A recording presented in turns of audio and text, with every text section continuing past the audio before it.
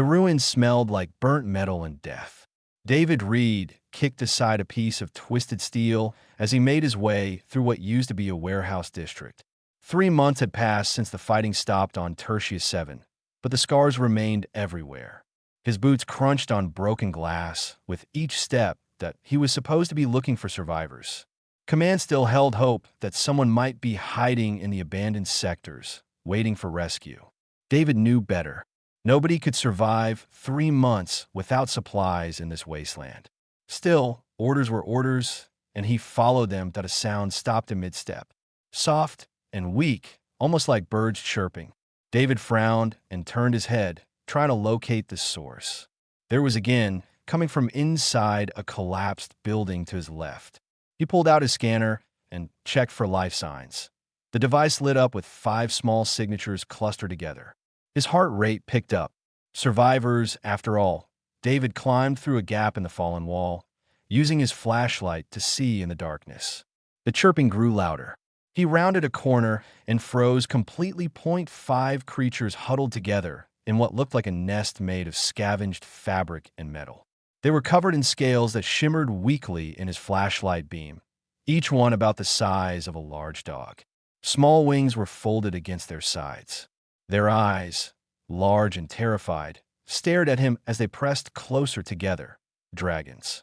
Actual dragons. Behind them lay the massive body of an adult dragon, clearly their mother. A piece of orbital bombardment debris had crushed her back, killing her instantly from the look of it. The smell told David she had been dead for at least a week. His medical training kicked in automatically. He approached slowly, keeping his movements calm and steady.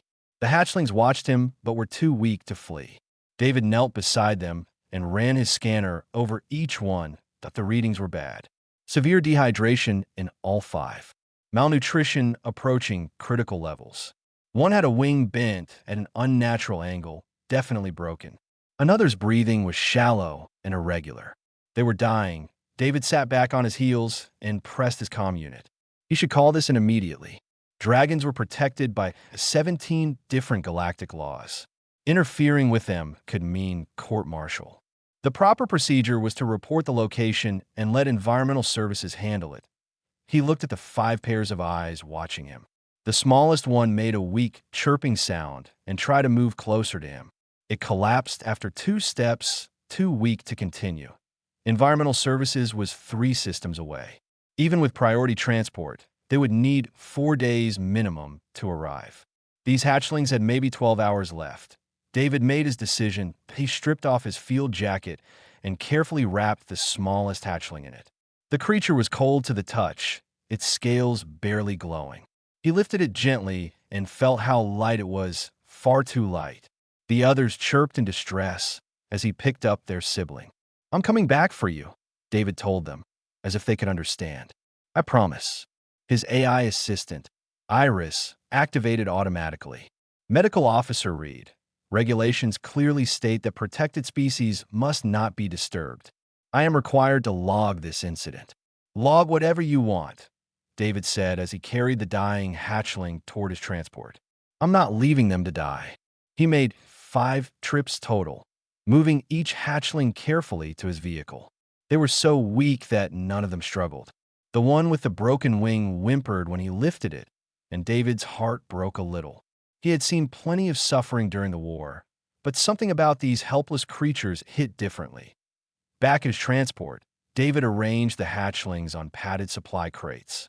He gave each one a careful injection of basic hydration solution, the kind used for treating shock in humans. He had no idea if it would work on dragons, but doing something was better than watching them die. The smallest one, still wrapped in his jacket, opened its mouth and made a sound like a kitten mewling. David touched its head gently. The scales felt like warm glass under his fingers. "Hang on," he whispered. "Just hang on." He drove back to the abandoned medical facility he had been using as a base. His mind was already racing through possibilities. Dragons were reptilian in appearance, but clearly warm-blooded based on their body temperature. They had features similar to birds with those wings. Their internal structure was completely unknown to him. Everything in his training screamed that he was unqualified for this. He was a combat medic, trained to patch up humans in battlefield conditions. He had basic knowledge of treating some common alien species, but dragons? They were so rare that most medical texts only mention them in historical context. Iris spoke again as he unloaded the hatchlings. Officer Reed, the probability of success in treating these creatures without proper training is less than 8%. I strongly advise contacting environmental services. Noted and ignored, David said. He carried the hatchlings inside one by one, setting them on a large surgical table he had cleared. Under the bright medical lights, he could see just how bad their condition was. Their scales, which should have been vibrant and glowing, were dull and lifeless. Ribs showed clearly under their skin. He pulled up every file he had on alien biology. Cross-referenced dragon anatomy with Earth reptiles, birds, and a few alien species with similar features. The information was scattered and incomplete, but it was all he had. The hatchling with the broken wing tried to move and cried out in pain. David carefully examined the injury. The wing bones were hollow and delicate, similar to bird bones but with a more complex structure. He would need to set it soon or risk permanent damage. First things first, though, he needed to stabilize them all before attempting any procedures. David worked through the night, setting up 4 drips with modified hydration solutions.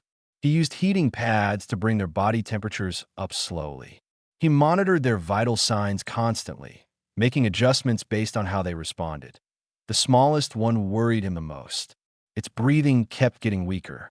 Around 3 in the morning, it stopped breathing entirely. David didn't hesitate. He started chest compressions, counting in his head. 15 compressions. Then he breathed air into the tiny mouth. Nothing. He repeated the cycle. Still nothing. He was about to try a 3rd time when his scanner showed 2 heartbeats. 2. Dragons had a dual heart system. David adjusted his technique, changing the compression location and rhythm. On the 5th cycle, the hatchling gasped and its eyes flew open. Its scales flickered with faint light. That's it, David breathed. Come on, kid. Stay with me. Dawn was breaking outside when all 5 hatchlings finally stabilized. They were still in critical condition, but they were alive and their vital signs were holding steady.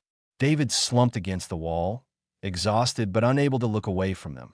The smallest one, the one he had revived, made a soft chirping sound and looked directly at him. Something in that gaze felt knowing, almost grateful. David smiled despite his exhaustion. He had just violated about 20 regulations and probably destroyed his military career. Environmental services would arrive eventually and take the hatchlings away. He would face consequences, but right now, watching their scales begin to glow brighter as they slept peacefully for the first time in days, he couldn't bring himself to regret it. He had saved 5 lives today. Whatever happened next, that would always be true. David's hands shook as he ground the mineral supplement into powder. He had been awake for 36 hours straight, running on coffee and determination. The 5 hatchlings lay on heated beds around his makeshift laboratory, their scales slightly brighter than yesterday, but still dangerously dim. They were alive, but they were starving. He had tried everything. Synthetic proteins, vitamin solutions, even hand-feeding them processed meat paste. They would smell the food, open their mouths eagerly, but then turn away as if it disgusted them. 2 had tried to eat and immediately vomited it back up. David pulled up another research file on his screen. According to the limited data available, dragon hatchlings required specific enzymes to digest food properly. In nature, they got these enzymes from their mother's saliva when she pre-chewed food for them. Without it, their digestive systems simply could not break down nutrients. The mother was dead. No other dragons existed anywhere nearby. David was out of options that he stared at the chemical breakdown of dragon digestive enzymes displayed on his screen. They were complex protein chains, impossible to synthesize with his limited equipment. But maybe, just maybe, he could find something similar enough to work. Iris projected a warning message. Officer Reed, attempting to substitute unknown compounds for species-specific enzymes carries extreme risk.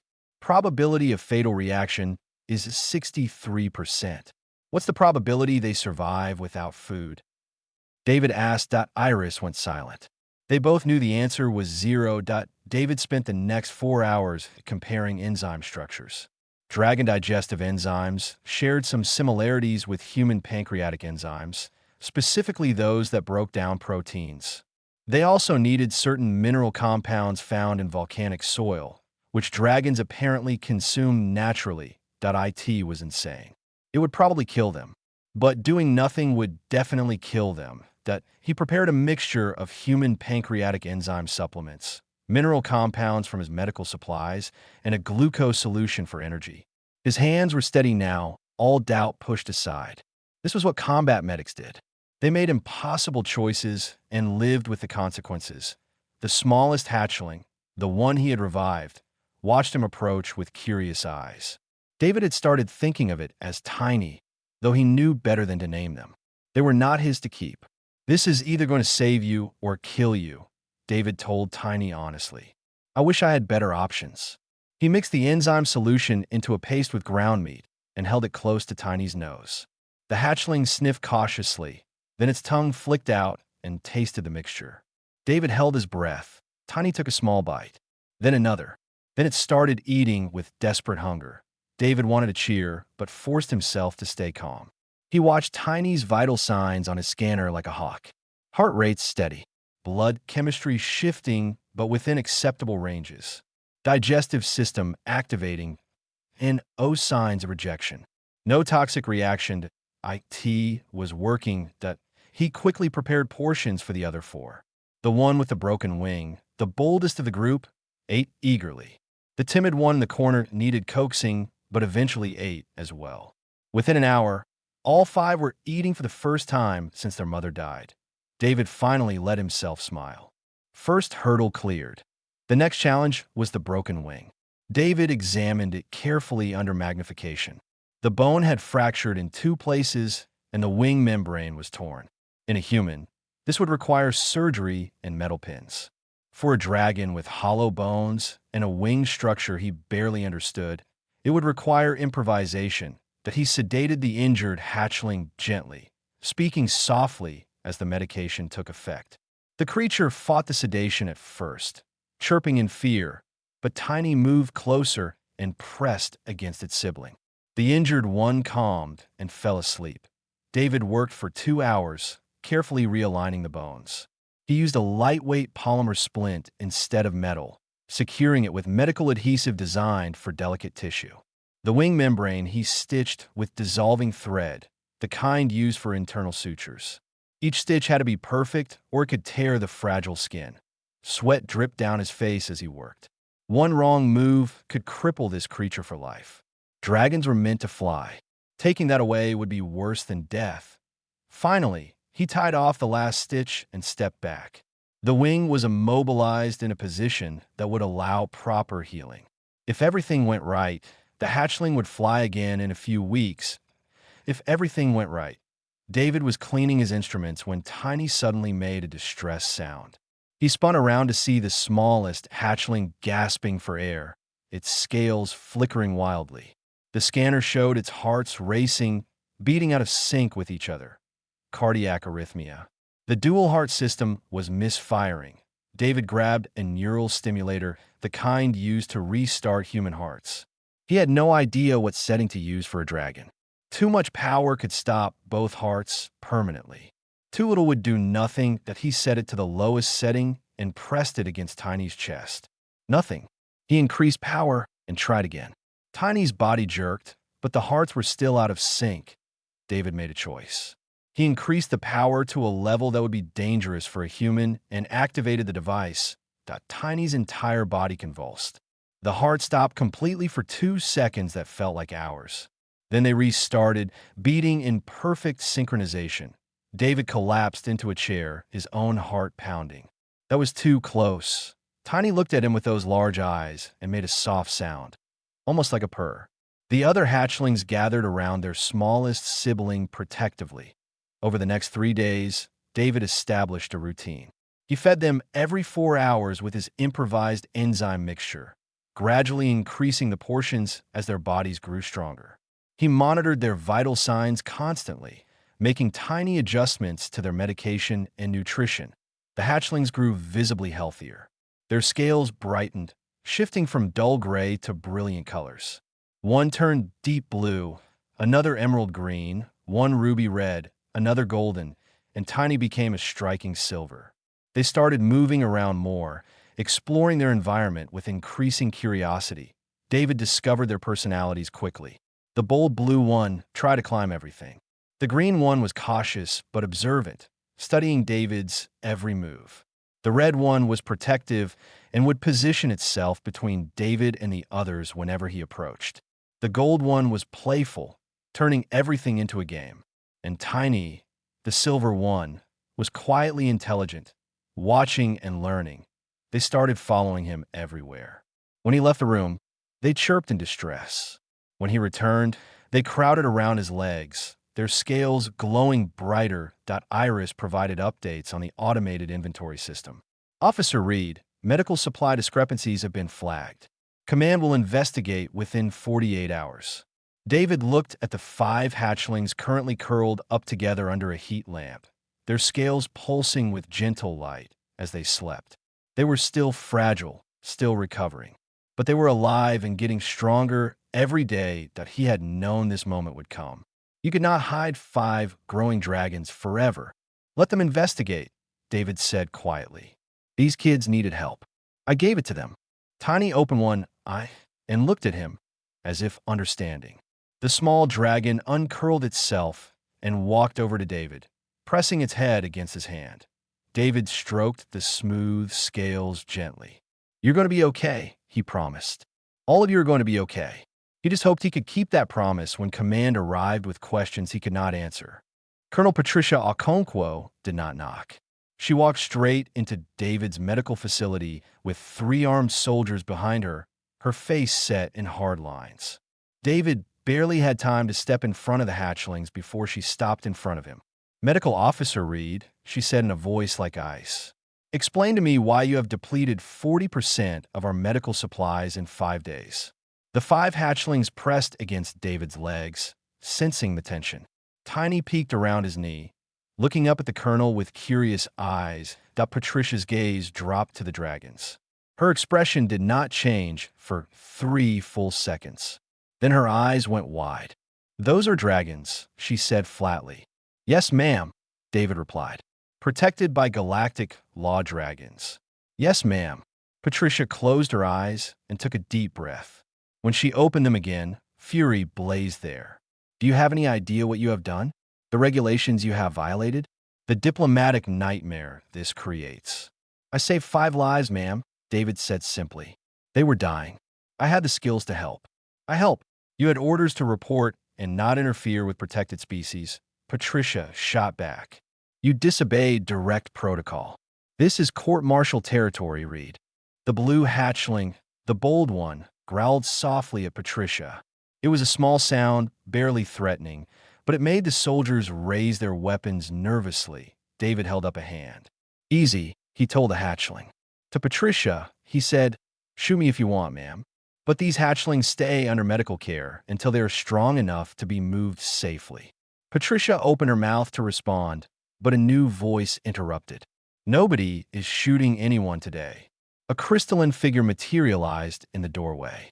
It stood roughly human height, but was composed entirely of translucent blue crystal that refracted light into rainbow patterns. Environmental Officer Shale of the Galactic Syndicate had arrived. I detected dragon biological signatures from orbit, Shale said, their voice musical and strange. I came immediately. Where is the adult? Dead, David answered. Killed by bombardment debris 3 months ago. These are hatchlings. They were dying when I found them a week ago. Shale moved closer, and the hatchlings backed up nervously. The crystalline alien pulled out a scanner and ran it over each dragon carefully. 5 juveniles, approximately 6 weeks old. Signs of recent severe malnutrition and dehydration, currently recovering. 1 with a healing wing fracture. Shale turned to David. You treated them? Yes. With what training? Combat medic training and improvisation, David admitted. Shale was quiet for a long moment. These hatchlings should be dead.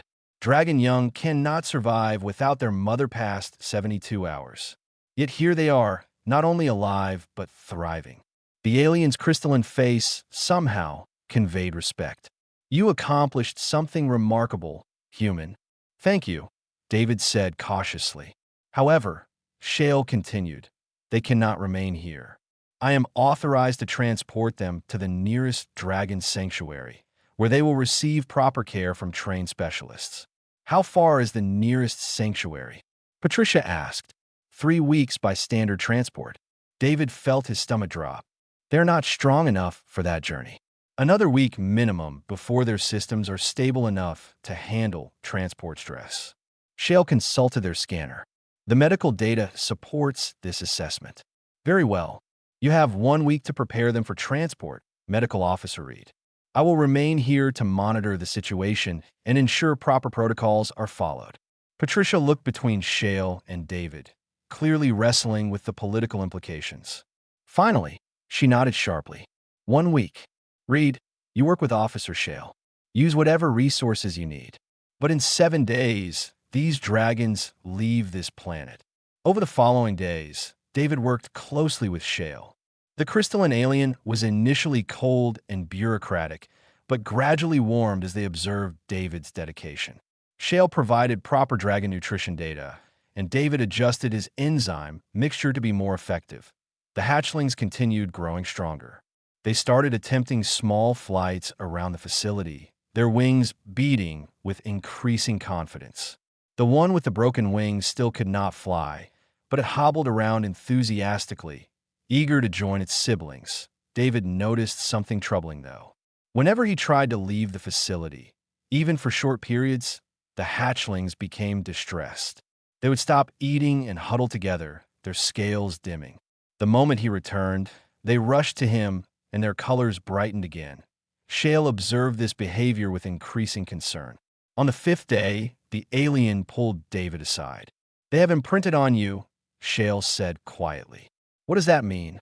Dragons bond for life with their primary caretaker. In nature, this is their mother. But these hatchlings lost their mother at a critical developmental stage. You replaced her. They have bonded to you as their parent. David stared at the 5 dragons, currently sleeping in a pile together. Can that bond be broken? Transferred to someone else? Not without severe psychological trauma, Shale admitted. Forced separation from a bonded partner has killed adult dragons. For juveniles this young, the stress would almost certainly be fatal. David felt the weight of that knowledge settle on him.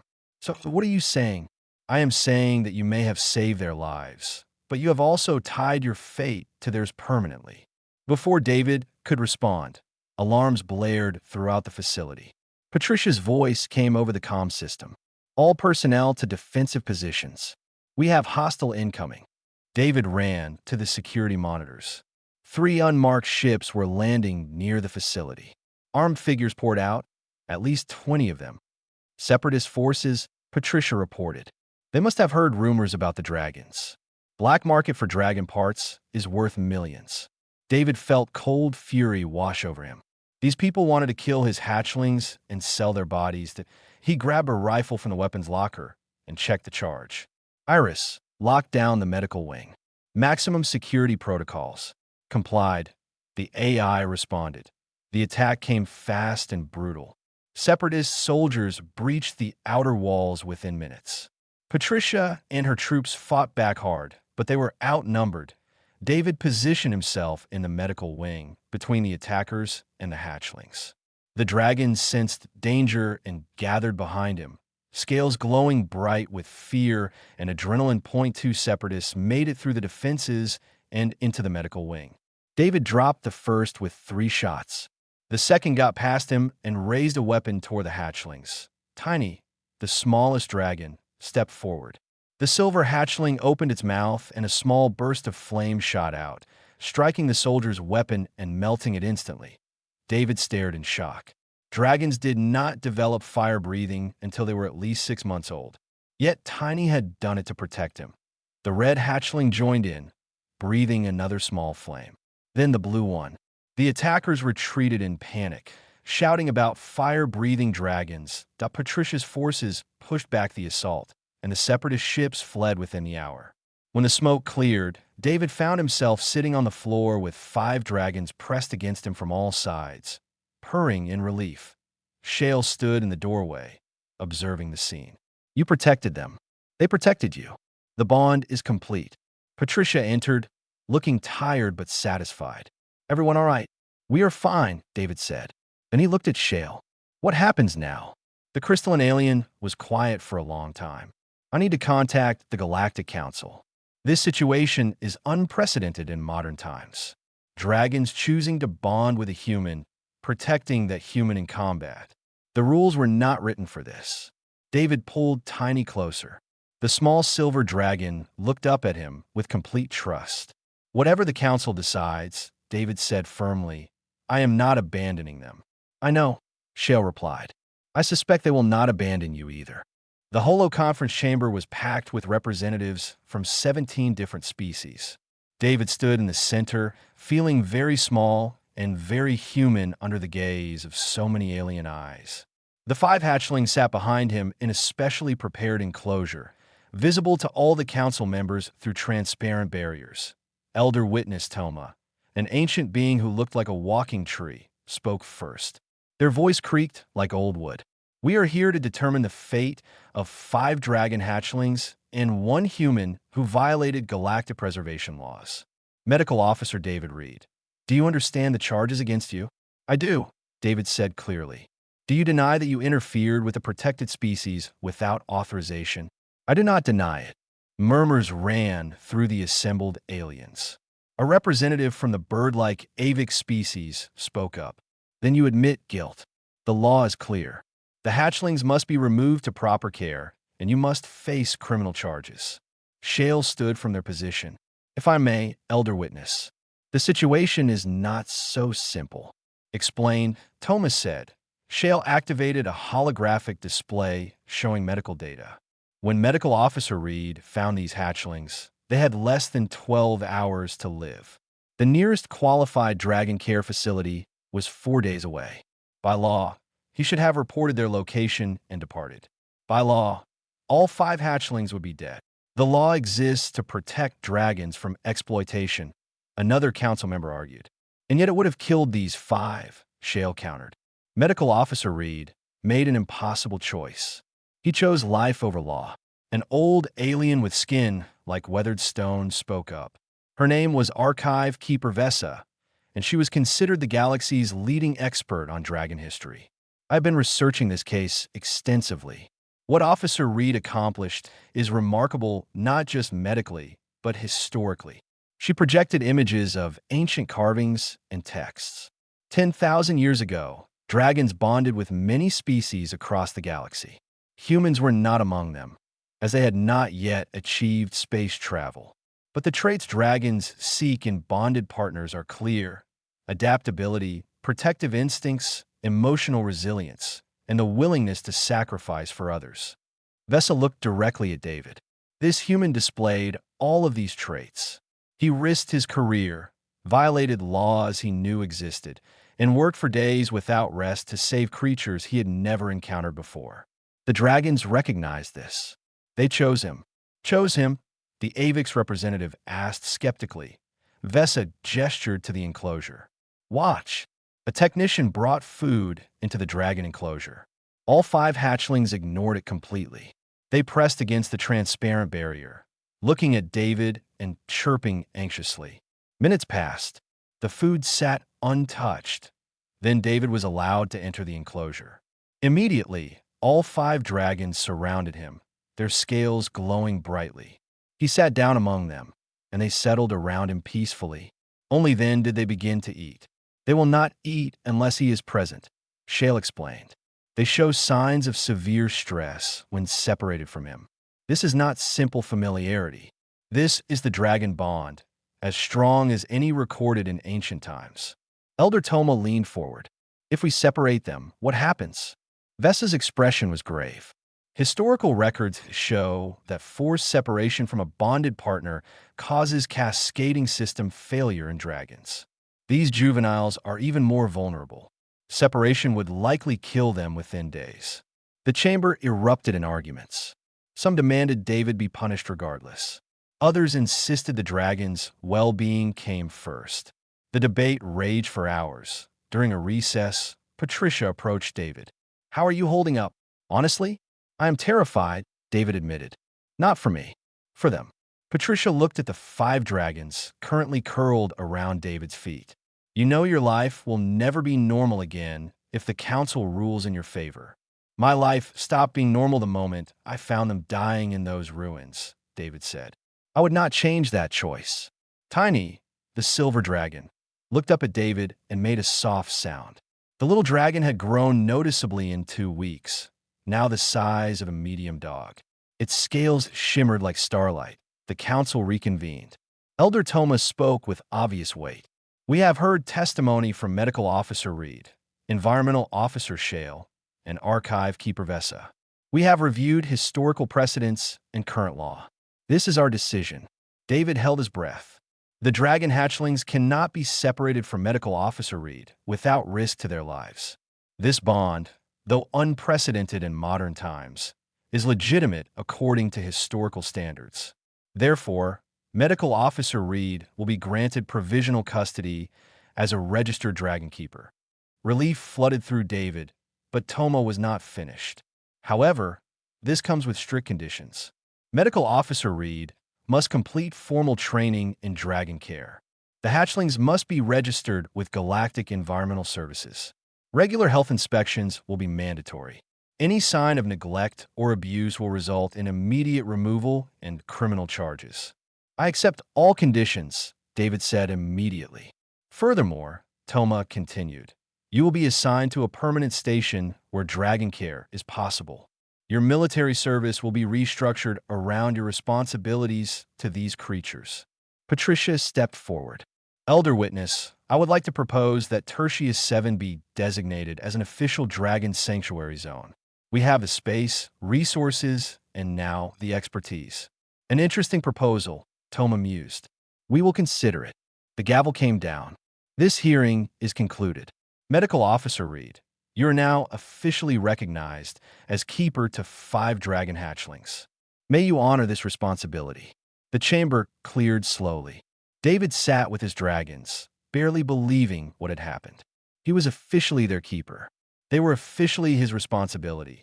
Shale approached, their crystalline form reflecting the lights beautifully. "Congratulations, Keeper Reed. You have made history today." "I just wanted to save them," David said. "You did more than that," Shale replied. "You renewed a bond that was lost for thousands of years. You proved that humans, despite being newcomers to the galactic community, carry the traits that dragons value most." Over the next few days, David underwent intensive training via remote instruction.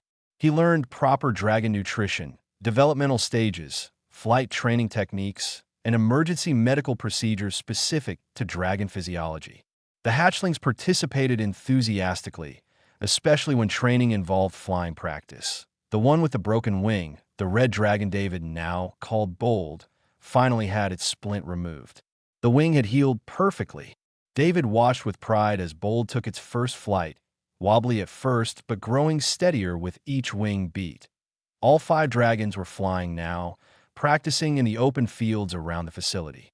They stayed close to David always, never straying far from their bonded keeper. Iris provided a status update. "Keeper Reed, you have received official communication from Galactic Environmental Services. Tertius 7 has been approved as a dragon sanctuary zone. Additional resources are being allocated." David looked up at his 5 dragons soaring through the sky, their scales catching the sunlight in brilliant colors. Blue, green, red, gold, and silver trails painted the air. Patricia joined him, watching the display. "You realize what you have started here?" "What do you mean?" Galactic Environmental Services received reports of 3 more abandoned dragon nests in other systems. They are requesting human medics specifically to attempt rescue operations. Patricia smiled slightly. "Your success has changed how the galaxy views both humans and dragons." David watched Tiny dive and loop through the air, the smallest dragon now keeping pace with its larger siblings. "I never meant to change anything. I just could not let them die." "That is exactly why it worked," Patricia said. You did not seek glory or recognition. You saw lives that needed saving, and you saved them. Dragons recognized that. Now the whole galaxy has to recognize it too. The 5 dragons descended together, landing around David in a protective circle. They had grown so much in just 3 weeks. Soon they would be even larger, eventually reaching the size of horses. Then bigger still, David knelt among them, and they pressed close, purring contentedly. He was their keeper now, officially and permanently. His life had changed in ways he never imagined. But as Tiny settled against his side and looked up at him with complete trust, David knew he would not want it any other way. 6 weeks after the council hearing, David stood in what used to be an abandoned industrial complex. Now, it was a proper dragon sanctuary, complete with reinforced flight spaces, climate-controlled resting areas, and state-of-the-art medical facilities. The transformation was remarkable. His 5 dragons had grown significantly. Each was now the size of a small horse, with wingspans that stretched 4 meters. Their scales had deepened in color, becoming rich and vibrant. They soared through the practice arena, executing complex aerial maneuvers with increasing skill. Bold, the red dragon, led the formations. Quick, the blue one, performed daring loops and rolls. Calm, the green dragon, flew with steady precision. Joy, the golden dragon, turned everything into a game, diving and swooping playfully. And Tiny, still the smallest, but no longer fragile, flew with surprising grace and intelligence. David had finally allowed himself to name them. They were his family now.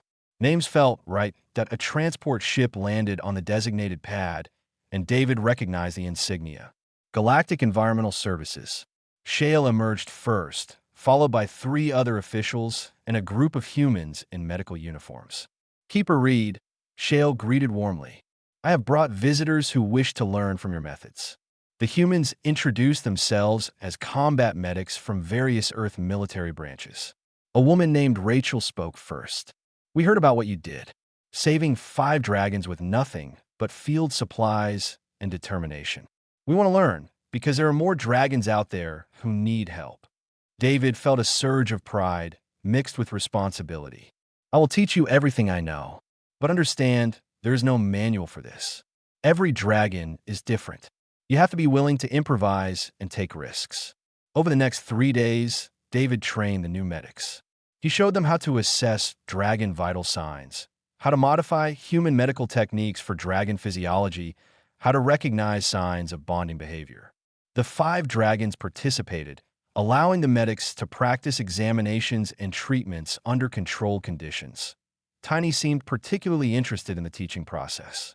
The silver dragon would watch David explain procedures, then demonstrate them to the students by positioning itself carefully and remaining still during practice examinations. That one is special, Rachel observed. It understands what you are teaching us. Tiny understands a lot, David agreed. More than I initially realized. On the 4th day, Shale requested a private meeting. They walked through the sanctuary grounds as the dragons practiced flight overhead. The 3 abandoned nests I mentioned have been located and accessed, Shale said. 2 were found too late. The hatchlings had already died. David felt his heart sink. And the 3rd, 6 hatchlings, found just in time by a human medic trained in your methods. All 6 survived and are bonding with their keeper. Shale's crystalline face somehow conveyed satisfaction. Your success has created a template that saved 6 lives. That is good news, David said, feeling some of the weight lift. There is more, Shale continued. Archive Keeper Vessa has made a significant discovery. She found records of the last dragon-bonded warriors from nearly 8,000 years ago. They were protectors, defenders of peaceful species against those who would harm them. Dragons and their bonded partners working together saved countless lives. Why did the practice end? Wars, Shale said simply.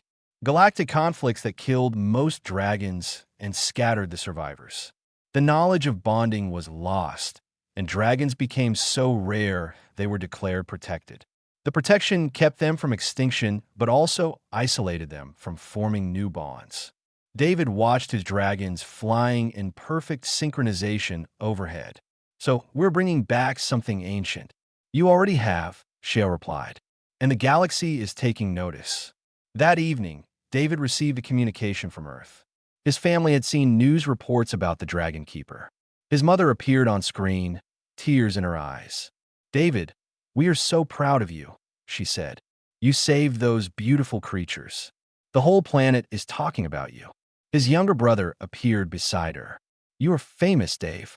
Kids at school are writing reports about you. You have inspired an entire generation to join xenobiology programs. David felt overwhelmed. He had never wanted fame. He just wanted to help. After the call ended, Tiny approached and pressed against his leg. The silver dragon made a questioning sound, sensing David's emotional state. I am fine, David told Tiny, just realizing how much everything has changed. The dragon made a soft purring sound and settled beside him. The other four joined them shortly after, forming their usual protective circle around their keeper. Iris activated with a priority message. Keeper read, you have incoming communication from Galactic Council Elder Toma. Marked urgent. David accepted the call. The ancient tree-like being appeared in hologram form. Keeper read, I apologize for the late hour, Thomas said. I have a proposal that requires your immediate consideration. I am listening. We wish to establish an official Dragon Keeper training program here on Tertius 7, with you as head instructor. Human medics would come from across known space to learn your methods. You would train the next generation of Dragon Keepers. David felt the weight of that responsibility. That is a significant undertaking. It is, Toma agreed. But you have proven yourself uniquely qualified. More importantly, you have proven that humans possess the traits dragons seek in bonded partners. This program could save dozens, perhaps hundreds of dragon lives in the coming years. David looked at his 5 dragons. They were watching him intently, as if understanding the importance of this decision. I will need proper facilities, funding, and support staff, David said. All will be provided, Toma assured him. Then I accept. Toma's expression, as much as a tree being could express, showed approval. Excellent. You will receive full details within the week. The galaxy owes you a debt, Keeper read. After the call ended, David sat with his dragons in the quiet evening. The stars were coming out overhead, brilliant against the darkening sky. We are about to get very busy, he told them. Lots of new people coming here. Lots of new dragons to help. Bold rumbled approval. Quick chirped excitedly. Calm settled more firmly against David's back. Joy bounced in place, already eager for new playmates. And Tiny, wise beyond its months, simply looked at David with those intelligent silver eyes. David understood what he saw there. Pride. Trust. Family point 3 months ago, he had been a simple combat medic going through the motions. Now he was the first human dragon keeper in modern history, head instructor of a galactic training program, and guardian to 5 remarkable creatures who had chosen him as their own. Rachel approached from the direction of the medical building. Keeper read, we received word that another nest has been found. For hatchlings, mother killed in an industrial accident. The keeper candidate is asking for guidance on enzyme supplements. David stood, his dragons rising with him. Show me the data. We will walk them through it step by step. As he headed to the command center with his 5 dragons following in formation, David allowed himself a small smile. This was his life now, teaching others to save dragons, expanding the ancient bond between species, making sure that no hatchling was ever left to die alone in the ruins. That IT was exhausting, overwhelming, and sometimes terrifying. That IT was also exactly where he was meant to be. The dragons had chosen him, and he had chosen them in return. Together, they were writing a new chapter in galactic history, one saved life at a time. The morning sun painted the sanctuary in shades of gold and orange. David watched from the observation platform as 23 dragons of various ages practiced flight formations across the sprawling complex. 6 months had passed since the Council approved the training program, and Tertius 7 had transformed into the galaxy's premier Dragon Keeper Academy. His original 5 dragons, now the size of large horses, led the younger hatchlings through basic maneuvers. Bold commanded with natural authority. Quick demonstrated speed techniques. Calm showed precision flying. Joy made the lessons fun.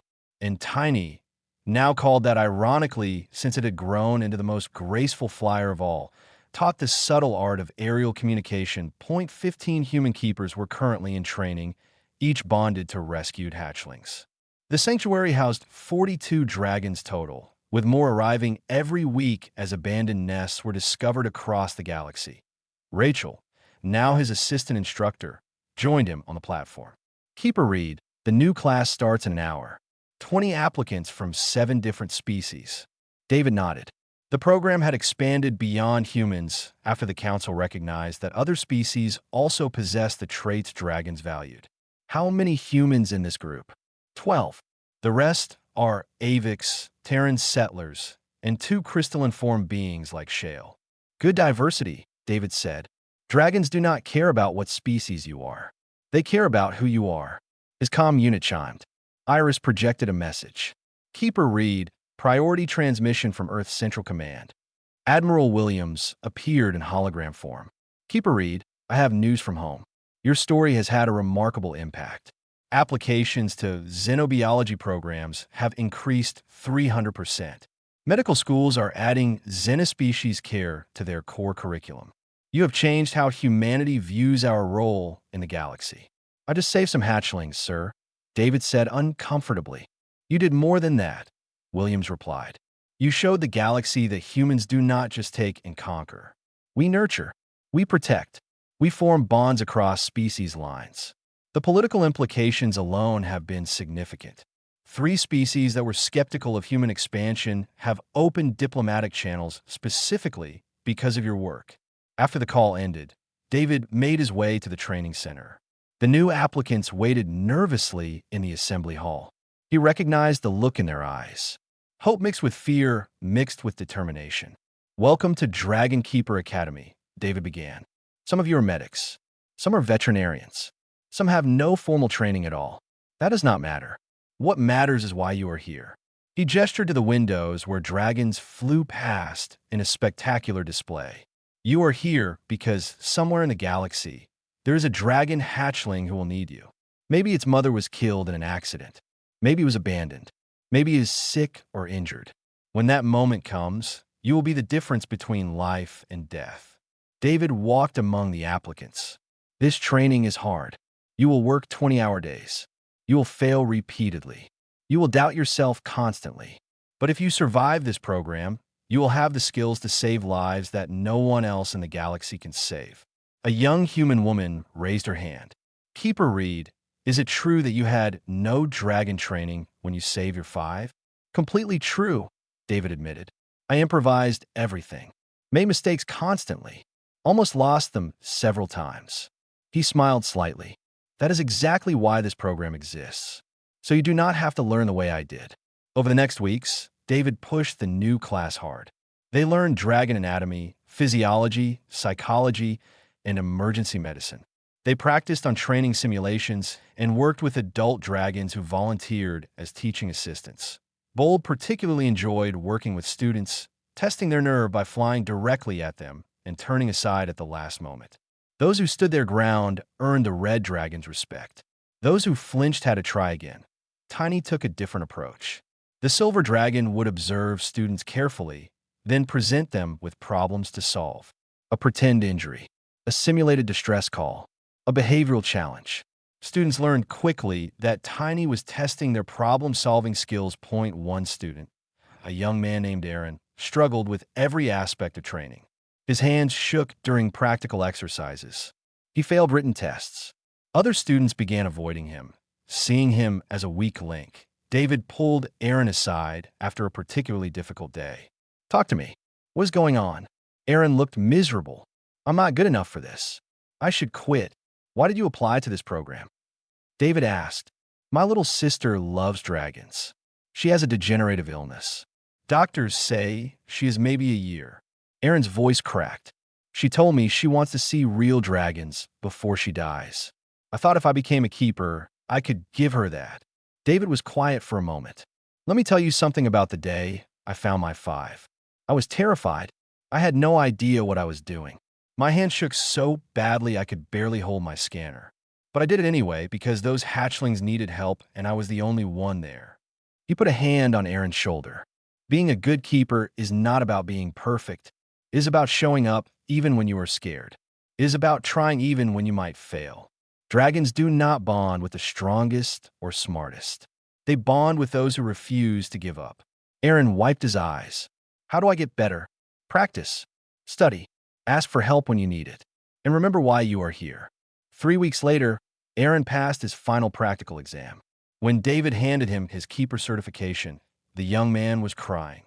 "Thank you," Aaron said, "for not giving up on me." "Thank you for not giving up on yourself," David replied. The graduation ceremony was held in the main arena. 15 new keepers, each bonded to young dragons, stood before the assembled crowd. Representatives from the Galactic Council attended, along with officials from dozens of species. Elder Toma gave the keynote address. 6 months ago, this facility did not exist. Dragon keepers were a legend from ancient history. One human changed that. Keeper David Reed reminded the galaxy that some bonds transcend time and species. Today, we celebrate 15 new keepers who will carry that legacy forward. After the ceremony, David stood with his 5 dragons watching the new keepers depart with their bonded partners. Tiny pressed against his side. "They're going to do great things," David said softly. "Save lives we will never hear about. Form bonds that will last lifetimes." Bold rumbled agreement. Quick chirped happily. Calm settled peacefully beside them. Joy playfully nudged David's other side. Rachel approached with a datapad. "Keeper Reed, you have 43 applications for next session. We need to expand facilities again." David looked at the numbers and smiled. "Approve the expansion." "And Rachel, start planning for an advanced keeper program. We need instructors for the instructors." "Already on it," she said with a grin. That evening, David walked through the sanctuary grounds. Dragon calls echoed across the complex as the creatures settled for the night. Keepers and dragons moved together in perfect harmony, bonds of trust and love visible in every interaction. He thought about the man he had been 7 months ago. A burnout combat medic going through the motions, haunted by all the lives he could not save. Then 5 dying hatchlings changed everything. Tiny made a questioning sound. David looked down at the silver dragon who had started as the smallest and weakest, now strong and magnificent. "Just thinking about how far we have all come," David said. The dragon pressed closer, understanding in its eyes. The bond between them had grown into something deeper than words. They communicated through feeling and intuition now, understanding each other perfectly. David's comm unit activated. Iris displayed a message from a remote colony. "Emergency. Dragon nest found. Mother dead. 7 hatchlings critical condition. Requesting immediate keeper response." David tapped his comm. "This is Keeper Reed. Deploy Keeper Team 3. Have them reference Emergency Protocol 7. I will provide remote guidance." He watched the response team mobilize quickly and efficiently. Trained keepers moving with purpose and confidence. They would save those 7 hatchlings. He was certain of it. Bold, quick, calm, joy, and Tiny gathered around him as the stars emerged overhead. His family, his partners, the 5 dragons who had chosen a random combat medic and changed his life forever. "You know what the best part is?" David asked them. "Every hatchling we save, every keeper we train, every bond we help form, it all started because I found you 5 in those ruins.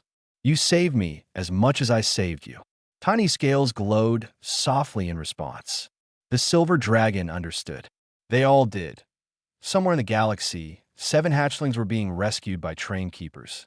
Next month, it would be more. Next year, dozens. The ancient bond between dragons and those brave enough to protect them was being renewed, one saved life at a time. David Reed, once a simple combat medic, now stood at the center of a movement that was changing the galaxy. Not through force or politics, but through compassion, dedication, and the simple belief that every life was worth saving. He looked up at the stars, knowing that tomorrow would bring new challenges, new hatchlings to save, new keepers to train. He could not wait. His 5 dragons spread their wings in unison, scales glowing brilliantly in the darkness. Together, human and dragons, they had found their purpose. They were exactly where they were meant to be.